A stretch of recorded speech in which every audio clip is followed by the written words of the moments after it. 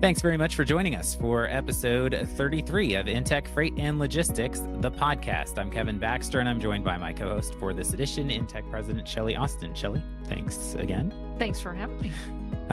So we are talking today opportunities in freight, some mentorship, and more with somebody who has had an exemplary run in the industry, I think is fair to say. So let's jump right in. After a distinguished career with a number of well-known companies, Michelle Livingstone wrapped up a about 15-year tenure as a vice president of transportation with Home Depot in 2021. Both while she had her day jobs and since though she's also placed heavy emphasis on advancing the industry, leading or serving on a number of boards, and sharing her knowledge with others. Michelle, we appreciate you sharing your knowledge with us today as well. Thank you for the opportunity. So I didn't want to get too deep into the details of the resume because it's impressive, and that probably would be a whole podcast to me just reading off the resume. So maybe a quick bit from you on overall what your background in transportation is and what you're doing now. Sure. So I'm actually one of the folks who went to Indiana University as a business school major, and I concentrated in transportation back in the day. And I have had a very long and lengthy career in the transportation supply chain industry. So I feel pretty fortunate that I had an opportunity to study in school and then go out and do it in real life. So that kind of started the trajectory. And as you mentioned, I've had an opportunity to work for a number of terrific companies, but probably one of my favorites was Home Depot that you mentioned I recently left. But I spent the longest time at Kraft Foods and lived through the Kraft General Foods, Oscar Mayer, and the Bisco merger and acquisition days. Mm-hmm. So I've had a fun time, and it's all been in transportation and supply chain during that time period. Yeah, so that got bigger and bigger as it went along then. It did. It was exciting. So, an interesting bit that I saw in one of your comments when you did decide to leave Home Depot was you called not retiring, but rewiring were your priorities there a few years ago. So how's your life changed since you left Home Depot? And it sounds, just from chatting with you a little bit, you're not lacking for things to do. Yeah, thank you. Well, first of all, I feel like I should explain the rewirement term. I distinctly plagiarized that from our former chief financial officer, Carol Tomei, when she chose to leave Home Depot. And she told everyone she wasn't going to retire, she was going to rewire. And at that point in time, I wasn't really thinking about that. But when my time came, I'm like, wow, that's exactly what I want to do. I want to rewire. I want to stay in the industry and I want to still stay involved, but I'd like to have a little more flexibility. And about 10 years ago, there was a speaker at one of our Women's Link events. Her name was Monica Kaufman-Pearson, and she spoke to 900 women at Home Depot. And basically her message was, you need to know when it's time to go. Don't block a spot. And at the time, I kind of took that note away, and I thought that's really interesting. I want to block a spot. So as years have gone by, I decided that it was time to move on, and I didn't want to block a spot. So I also knew I wanted to get involved with more board work, both public, nonprofit, and private board work. And I thought the time had come that it was time to move on. So that is what I am doing now. I've had a great time. I serve as an independent director on the board of Werner Enterprises, which is one of the top 5 trucking companies in the country. And that's been really interesting because my entire background was as a shipper. And I chose that direction primarily because my dad was in trucking almost all my life and most of his. And his one key point of advice to me was, Michelle, go on the shipper side. It's a lot more fun to be a customer. And I took that to heart, right? I mean, I took it to heart. I'm like, okay, this is the shipper side. And I have certainly no regrets. But if I knew then what I know now, I think having an opportunity to work on both sides of the business would have been really, really impactful. So I've learned so much since being on the Warner board and kind of seeing the way the sausage is made on the other side and being able to apply that. And it's been really enlightening. I also serve on the board of Mastery Logistics, which is creating a wonderful transportation management system that's going to really, I believe, change the industry. And there's been great enthusiasm and support from a number of major carriers for that. And they'll certainly build out that tool to include chippers, LTL, in addition to brokerage, dedicated, asset based, the whole 9 yards. So it's going to be really exciting to see what that can do. And then I also serve on the board of Rainbow Village, which is a nonprofit here in the Atlanta area that provides housing to families in need. So that's kind of the way I like to give back to the community. And it's been really rewarding in that regard too. That's awesome. So, Michelle, you've accomplished a lot in logistics and supply chain, obviously, through over the years and everything. And one of the things that I really took note of, it's funny how it's so ironic how you have a discussion earlier in the day and it jumps right back out at you later in the day. So, I was just talking with somebody today because they were asking me, well, why did you move from being in the shipper space to being in the service space? And I said, well, I said the shipper space was great because everybody always talks about go and be in the shipper space. It's the more exciting, and I said, well, I kind of have really enjoyed the service space because you're not siloed to one industry. You get to see the manufacturing, the distribution of all these different commodities and all these different industries. And it makes me think about kind of your history. I mean, you honey, you didn't pick the easy pieces of transportation. You had Kraft and foods and you had temp control and all the food industry, and then you jump into the space where you got oversized, heavyweight, flatbeds, and all that other stuff. So tell us, how has our supply chain and the logistics, how has it evolved? I think that that's an interesting piece of it of when you started in transportation to where it is today, and just kind of some of the highlights that you've noticed in how things have just transformed. You're right. It has been really exciting because what we didn't talk about is Penney, and that's where I got my final mile delivery experience, which was really interesting, as well as customs, and then CNS Wholesale Grocers does the similar, third-party logistics service provider. So that was also a privately held company, so that provided some different perspectives. And actually, part of that I can't say was is highly intentional, but I did want experience in all modes of transportation. I thought that was part of the excitement. It's always hard to know when it's time to transition to a new role, but part of it is what can I learn that I don't know today, and that generated part of my decisions to make some job changes.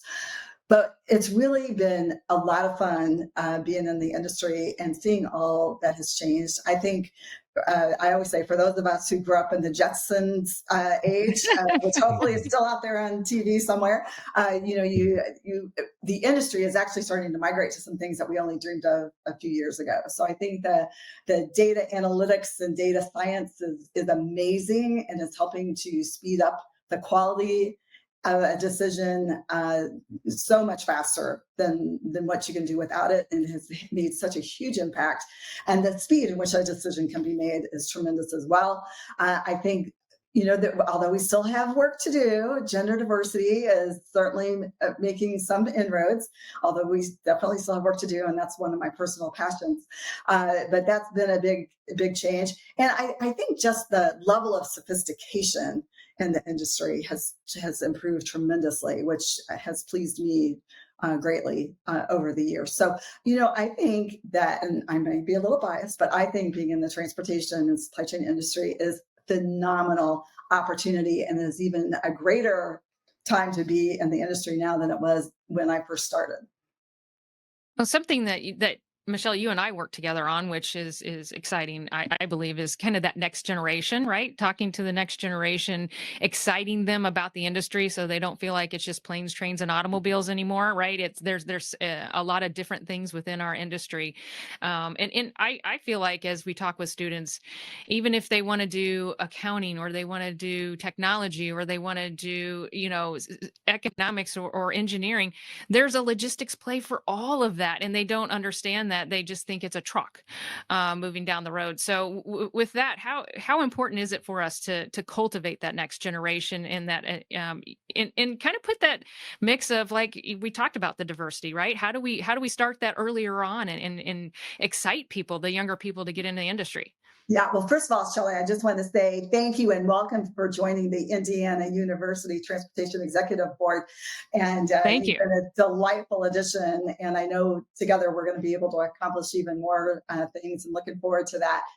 So, with that being said, I do believe that there is still a real opportunity to market what transportation and supply chain are. Certainly, there's nothing like a little COVID for a couple of years talking about supply chain challenges to bring attention to what the industry is. But you're absolutely right. I think the best thing about the supply chain industry is that it is a microcosm of business in general. So you can be an accounting major and be in supply chain. You can be finance and be in supply chain. You can be in marketing and still be in supply chain. So all of those industries, and HR and IT and all of those certainly are ways to focus on something that you love and bring it to an industry that you can love even more and have even more opportunities. So I think people a lot of times just think of supply chain as just being your basic distribution, transportation, inventory planning, procurement sometimes is in supply chain in some companies, sometimes it's in finance and other places. But those are basically the core functions of supply chain.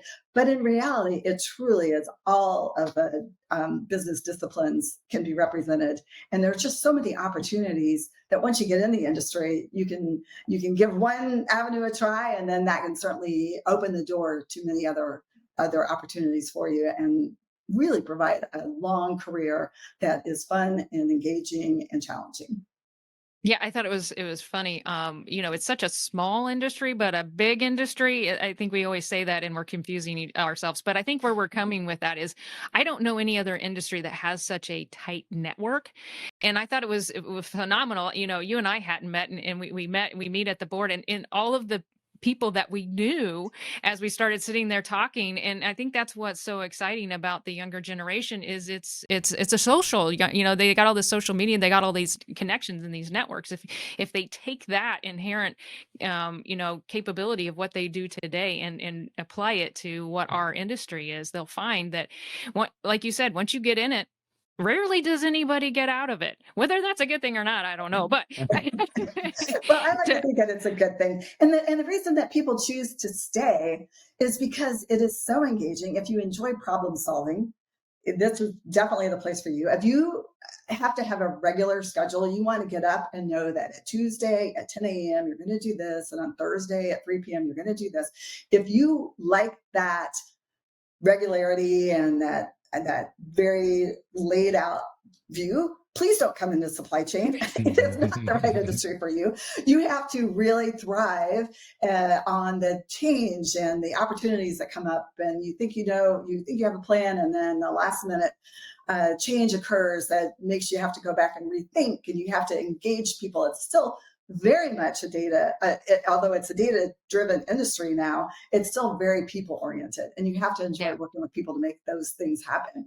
And it's just, to me, it makes so. I couldn't imagine doing anything else, to be honest with you. But that's what I've always liked about it. I like solving hard problems with wicked smart people and trying to make a difference to both the bottom line. And I think that's the one thing that companies have really come to appreciate, is that supply chain, for better or worse, can have a tremendous impact on the company's bottom line. And to me, that's really important, because then you can see all your progress, and you've got the P&L to show exactly what you've done. You've got the service metrics to indicate how you've been performing, and your view of your customers, both internal and external. And to me, I like the idea of being able to measure what I'm doing to a degree, and then being able to figure out how we can overcome some of the challenges to improve things going forward. It's a continual process improvement. Absolutely. And I love wicked smart. I'm going to have to use that. That Like was it. my time in New Hampshire. Yeah, I was gonna say I'm from Massachusetts. You said, I was like, yeah, you're in Georgia right now. Yeah. That does not make sense. Does not. Yeah. So we touched on it a little bit. You just mentioned, the there's been a lot of progress in terms of the diversity of the industry, but there's also still progress to be had. So how would you grade things right now? It doesn't have to be a letter grade, but how would you say things are right now, and what is there out there to improve still? Fortunately, a number of universities, in addition to Indiana University, are now focusing on supply chain as a concentration or as a major within the university. And that is allowing us to attract a more diverse population into the industry. So I think we're doing really well getting more diversity in at the entry level and middle levels. Then I think it is still a bit of a challenge to find women and diverse populations at the director and above. I think that's really where our challenge is going forward. And there are a couple of things that are happening. I think obviously awareness. I think there's, as particularly in the transportation industry, I don't know, Shelley, about you, but over the years, I've kind of gotten to the point where I've become much more vocal about about the need for diversity. And when I used to speak with carriers, that would be a topic of conversation to understand, how is your board comprised? How is your leadership team comprised? What about your folks? And just encouraging them to let them know that as a customer of their services, that's an important component to me. So I think, certainly the visibility to that is improving.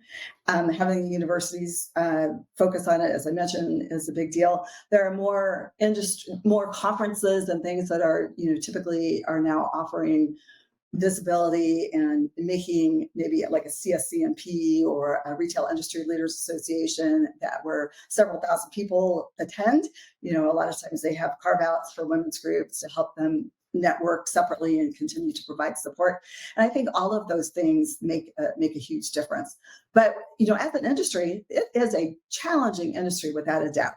In many ways, it is 24/7. And, a lot of people, both male and female, kind of look at it like, why would I want to do that? Why, I don't want that.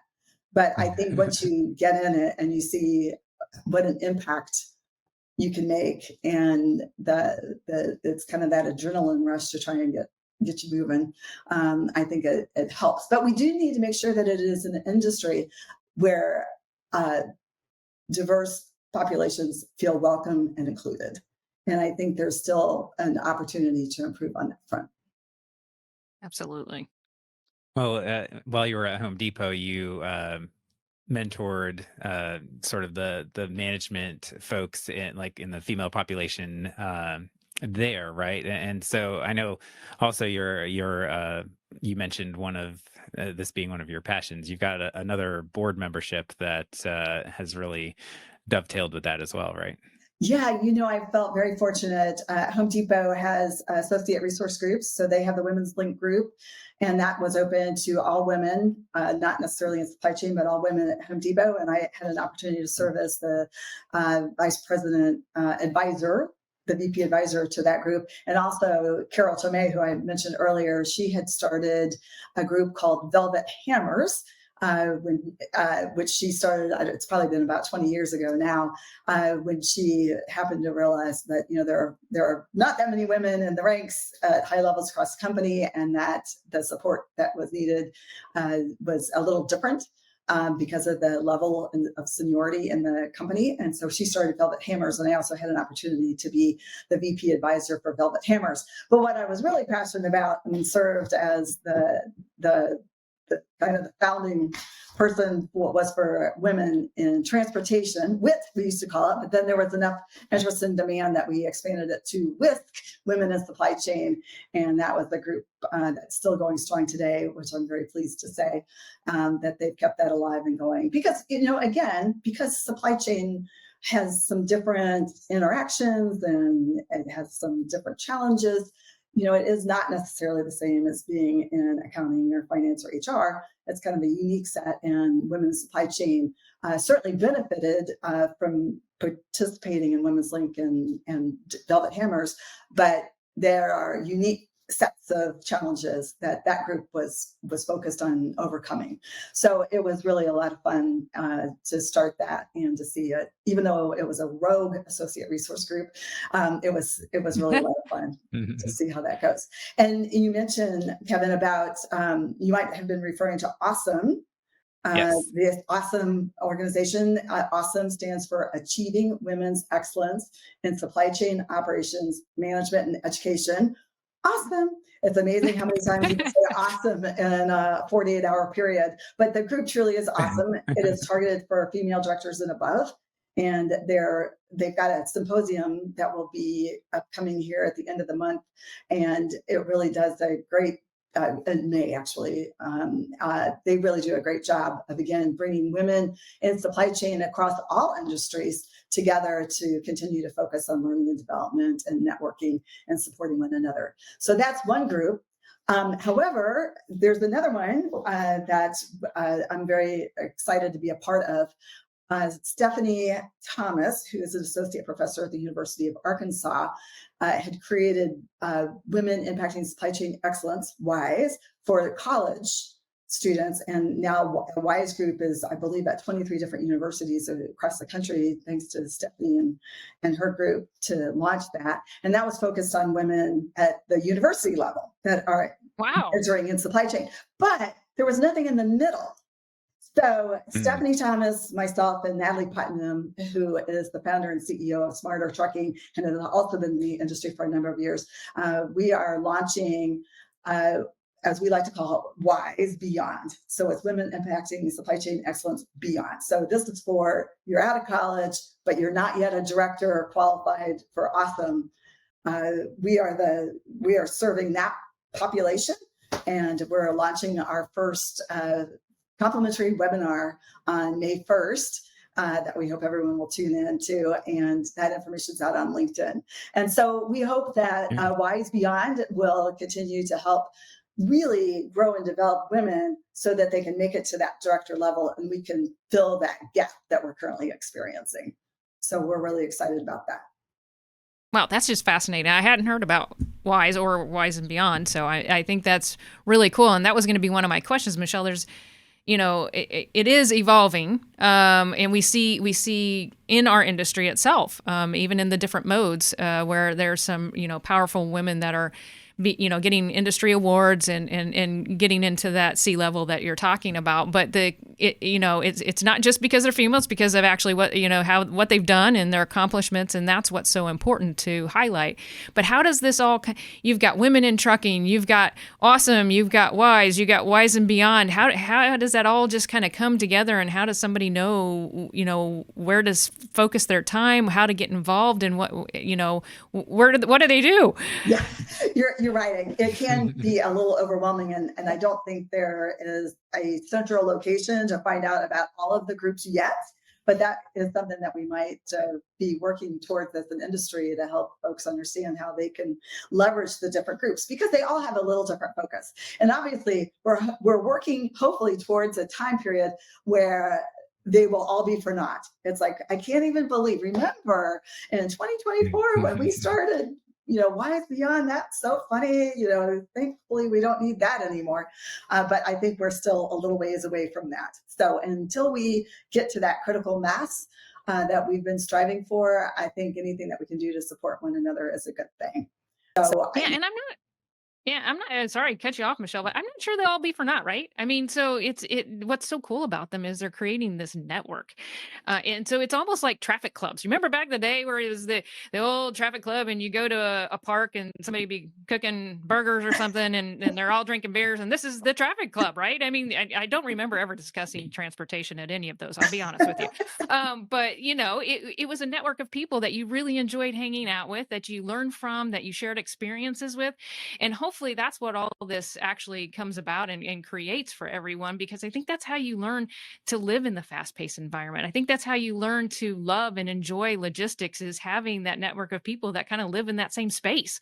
We're all crazy, we're all waking up saying, I'm not the only nuts one out here. So hopefully that's what it turns into. You know what? I love that view, Shelley. That you're absolutely right. Here I'm thinking I need to work myself out of a job, but maybe it does have a relevancy permanently, and Yeah. for not necessarily for the same reasons today, but maybe the purpose evolves where we continue to provide that continued support for one another, and maybe a little less so on the development and how do you get promoted, but more on, hey, let's work together to solve great problems and help one another. And I like that. I like that. I'm so glad you shared that. Sounds like a lot of fun. Well, I think it underlines what you said earlier in terms of making everyone feel welcome in the industry. And one of the ways that somebody feels like they can be in something for the long haul, I like making puns, in for the long haul, is knowing that, they see somebody like them up the ladder all the way to, if they want to in 15 years into their career, maybe be that executive level, to know that there's somebody like them that's already done it. Oh, Kevin, you're absolutely right. We need the role models out there, and to make sure that we walk the talk in terms of everyone is welcome. And I mean everyone. We need the brightest people in the industry. We need people that are willing to work with others and really come up with great solutions to hard problems, as we've talked about, and really work together. And you're right. The more that we can demonstrate that we are inclusive, I think that helps people make the decision that, sure, I'll give it a try. And I think once we get them in, if we don't kill them off, then they will stay in. So speaking to that, Michelle, so what about, and we're talking about, working with the kids and cultivating them as they're young and bringing them up through the ranks. But what about folks that listen to us and oddly enough think these crazy people are cool? I want to join their fun crowd. I want to be a cool kid. But they're already in another industry and they're looking to get into logistics. Are there opportunities for them to help kind of get some education, get some training to move over to the dark side of logistics? Yes, we would love to have that. And again, because you can be in almost any discipline in any industry, and the majority of those skills are transferable into a supply chain role. And I think that's what folks really need to take note of, is that chances are you have many transferable skills that even if you are in a totally different part of the world, you can still say, oh yes, wait a minute. If my primary job responsibilities are to solve problems and to use data and all these kinds of things, if that's what I really need, then hey, what luck, I'm doing it elsewhere, but I can do it here as well. So I think part of it is just to realize that you don't have to grow up to be a box kicker, as we used to say, to be in distribution. You don't have to have driven a truck to be in transportation. There are a lot of great jobs that you can come in midstream, and although those skills, being a truck driver and being someone in a distribution dock worker are fabulous as you climb up the ladder. You don't necessarily have to have those to be successful, because you can bring other skills with you. So I think part of it is just recognizing that it's a lot of fun. It's fast paced. You'll learn a lot. I think a couple of different ways to get started is, the internet is just full of wonderful resources in transportation. Your podcast is the place to come for sure. So hopefully that will attract many people. But Freight Waves is out there, and they provide a lot of education. And I'll just put in a quick little plug for my transportation talks that I do through the University of Denver. I've had an opportunity to interview some of the top CEOs in the country, from Shelley Simpson at JB Hunt to most recently Mark Work at Schneider, Joe Hendricks at CSX, Barbara Melvin at the Port of South Carolina, and I've got a full slate. Oh, and let's not forget Lee Beard, who's with Swire Coca-Cola, formerly of Nordstrom and Nike. So you'll learn a lot about the industry just by taking 30 minutes to listen to some of the podcasts and webinars that are out there. And once you get started, I'd like to think that you'll be inspired and that folks will want to learn more about it. And then you don't have to be in the industry to attend any of the events and conferences that are out there for attending. I know So although, you may not want to pay the registration fee, but it's still a great way that could be the downside. But the knowledge, you don't have to, you can be in a different industry and still attend some of those. And I would also say that if you reach out to folks on LinkedIn and express interest in learning more about the industry, most people will be glad to spend a few minutes to talk about their experience in the industry. So I throw that out there as well. And real quick, but one of the things that keeps resonating with me that you talked about at the very beginning that I think is important for the students, the other folks that are looking to improve upon their career is you said, you chose to be on the shipper side, but you wanted to get into every mode of transportation. And that is resonating with me. So for instance, on my side, I was like, I want to see all the different industries. And so that's why I like being on the service side. But if you think about it, there's a challenge no matter where you're at in your career. And if you choose to do what you did, Michelle, and say, hey, I've done this, I know how to do this, I want to go try and do this, even though it looks like something completely foreign, another language, it's scary. It's scary. It's a scary beast, like customs. I can't believe you did that. But I think that's what's the neatest part about what I'm hearing. And I'm loving it as you continue to talk that you chose to go for every single mode and learn every mode. And that would make you that much better. And I think that's what everybody needs to learn is don't just sit there and be complacent with what you're doing, because logistics offers you so many opportunities to say, I got that. Now I'm going to go do that. Absolutely. And there are so many ways to do that. And I will also tell you that part of my motivation for that is I always wanted to be a teacher. And unfortunately, I learned at a very young age that I would not ever live the lifestyle I would like to have become accustomed to on a teacher salary, which is so sad, so sad. One of the most important jobs that we have.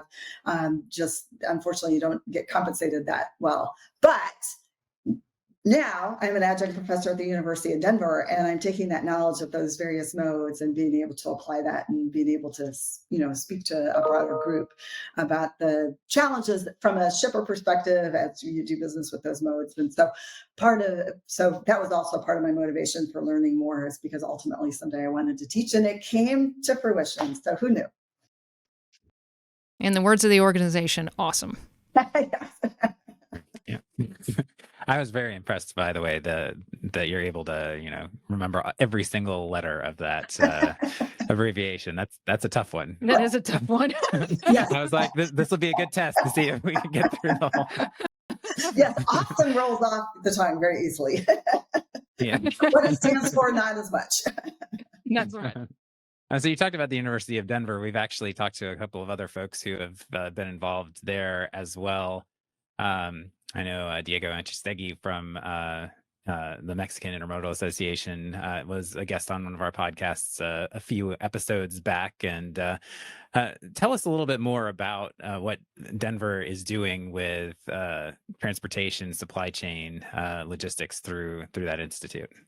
Yes, I'll be happy to. But first of all, tell me, where do I find Diego's interview or all of your previous? And because I'm clearly behind. Yeah. So give yourself a plug. Yeah. Well, we have on our website, just intechfreight-logistics.com/podcast. We have all of them on there. And if you just find our podcast on anywhere that you listen normally, we have them on our YouTube channel, Apple, Spotify, wherever. Oh, that's great. Okay. Well, thanks for sharing. So yes. Thank you. I have been involved with the University of Denver. I joined the board of the Transportation and Supply Chain Institute in 2010. And that's when Adrian Bailey invited me to join. And Adrian is very persuasive. And so I, of course, said yes. And so it's been fun. The Institute itself has celebrated its 25th anniversary, I think 2 years ago, coming up on 2 years. And they really cater. It's an executive master's degree. They cater to the working high potential employee in various, both on the shipper side as well as on the carrier side. And after you graduate, you come out with a master's of science degree in transportation and supply chain management. So it's a great program, and it is, what's great is almost everyone in there has more than 10 years of service in the industry. They are at various levels in their career. So some are more junior, but there have been EVPs in that class as well, earning their degree. And what I really appreciated is in the time frame that I've been involved with them, they really stayed very current in terms of what skills and knowledge are needed in the industry today. So although it is transportation and supply chain management is the area of focus, it has all of the characteristics of a general MBA program, but you walk out with just a little more emphasis on the transportation and supply chain industry, which has been a lot of fun. So it's a great program. And obviously, I think, and I don't want to leave out Indiana University. As we know, they also have a fabulous program, but they're a little closer for us. Yeah. They're a lot closer. And, that's my alma mater. And I'm so appreciative to be involved in that program as well. But the programs are two different styles. So IU is wonderful, and they tend to go with more of the full-time MBA and full-time program on that. And you don't have to necessarily have the years of experience that you need at the University of Denver, where literally you can learn as much from your cohort because of the great skills that they come in with as you do from anyone that's standing in front of the classroom. So it's been a tremendous, I think, they both serve very important populations in the industry, and we need more folks to come through the program and want to come into the industry. And that's certainly one way to do it. Great, Michelle. You've mentioned a couple of different ways that people can find you, but just for summing up purposes at the end here, where would you want to direct people who want to find more from you? Oh, thank you. Certainly LinkedIn is probably the easiest way. If you reference this podcast, then I'll know how you came about me, and I will certainly reply. So I'm just Michelle Livingstone out on LinkedIn. And then you will also find some of the transportation talks on your favorite social media platform, including YouTube, LinkedIn, and Facebook, Instagram, and the others. So I am out there, but if I can help, that is certainly one of my personal passions, as I said, is to continue to attract and retain the very best talent in the industry. And if there's something that you think I know that you could benefit from, by all means, reach out to me. I'm happy to help.